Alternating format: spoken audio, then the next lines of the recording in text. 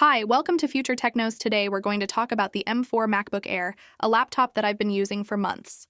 I've tested it against older models, pushed it in different workflows, and tried to figure out what really matters when you're deciding whether or not to buy one. Apple calls it their lightest and most efficient MacBook yet, but there's more to the story. If you're thinking about buying the M4 MacBook Air, there are things you should know before you click that purchase button. So let's dive deep and go through everything in detail. When you go on Apple's purchase page, the first upgrade option you see is the GPU. By default, the MacBook Air comes with an 8-core GPU. For an extra $100, you can bump it up to 10 cores. On paper, that sounds like a nice upgrade. More cores usually mean better performance, especially in graphics-heavy tasks. But here's the reality. The MacBook Air has no fan. It uses passive cooling, meaning it relies on heat spreading and natural airflow. This limits how far the chip can push itself under heavy loads. So while the extra 2 cores look good, in real life, the performance boost is minimal. I tried games, some rendering, and even light 3D work, and the difference was barely noticeable. Unless you're constantly stressing the GPU, you won't see much value from that $100 option. But here's the catch.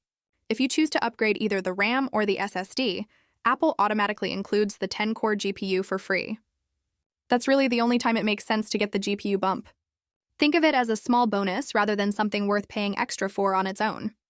So unless your workflow demands every bit of GPU power, don't sweat about sticking with the base GPU. Now let's talk about RAM. This is where things get interesting. For years, the MacBook Air shipped with just 8 GB of unified memory in the base model.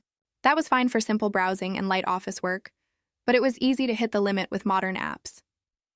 With the M4 MacBook Air, Apple finally gives you 16 GB in the base model. That's a huge step up. For most people, 16 GB is more than enough, and it will continue to be for years. To give you an example, here's what I typically run at the same time on my Air. I have around 20 Chrome tabs open, 10 Safari tabs, the Mail app, Notion, Photoshop, a project management tool, and Spotify running in the background. That's easily 30 active browser tabs plus multiple heavy apps. The system doesn't slow down, doesn't freeze, and handles it all smoothly. Now, if you look at the activity monitor, you might notice the RAM usage looks maxed out. But here's an important point. macOS is designed to use as much RAM as possible to maximize performance. The key thing to watch is the memory pressure indicator. If it's green, you're fine. If it turns yellow or red, that's when you actually need more RAM. In my use, even with heavy multitasking, it stayed green. That tells me 16 GB is more than enough for what I do. Of course, your situation might be different. If you're into virtualization, running developer workflows, or working with large AI models, then 24 GB could be useful. Same if you're constantly multitasking with demanding apps like Lightroom, Final Cut, or heavy photo exports while running other things in the background. But if you're unsure, the safest answer is this. Ask yourself if you'll truly use the extra RAM. If the answer is no, stick with 16 GB. One reminder here, the RAM is soldered onto the motherboard. You cannot upgrade it later. That means you have to make the right choice when you buy the laptop. If you need more, buy it now. If not, save the money. Next is storage. The base model gives you 256 GB of SSD storage. But here's the detail many people miss. After accounting for macOS and system files, you only get about 215 GB of usable space. That's fine if your work is mostly cloud-based or if you don't store a lot of files locally. I was able to install my apps, sync my iCloud files, and still have about 80 GB free, but it can feel tight. If you need space for photos, videos, or large projects, you'll quickly run out. At that point, you have two options.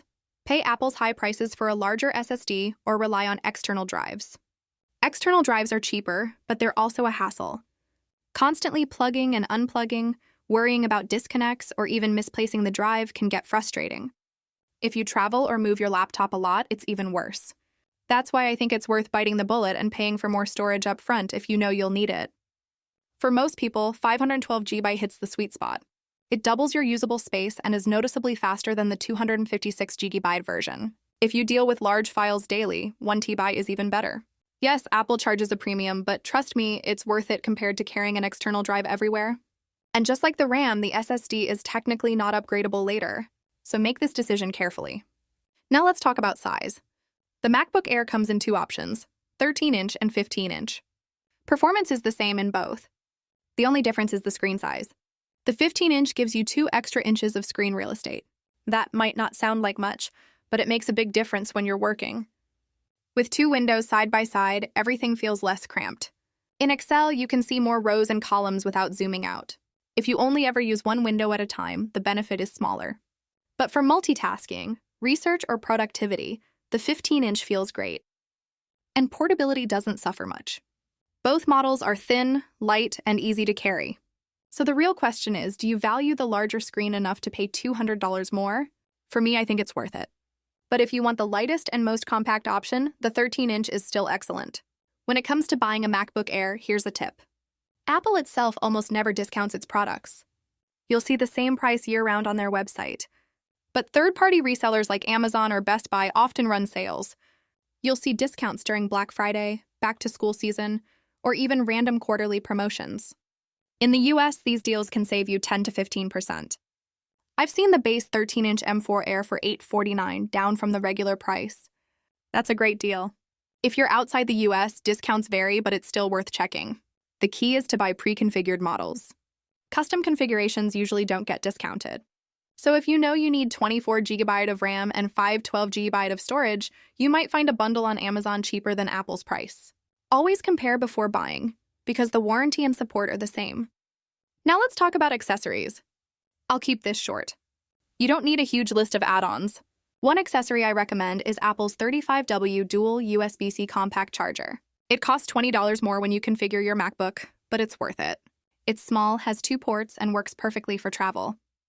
Pair it with Apple's World Travel Adapter Kit, and you're good to go in any country. Unlike bulky third-party adapters, this one fits snugly in outlets and doesn't wobble. Bonus, if you choose the 512GB SSD upgrade, Apple includes this charger for free. Now let's step back and compare the M4 MacBook Air to previous models. The M1 Air was Apple's first leap into Apple Silicon.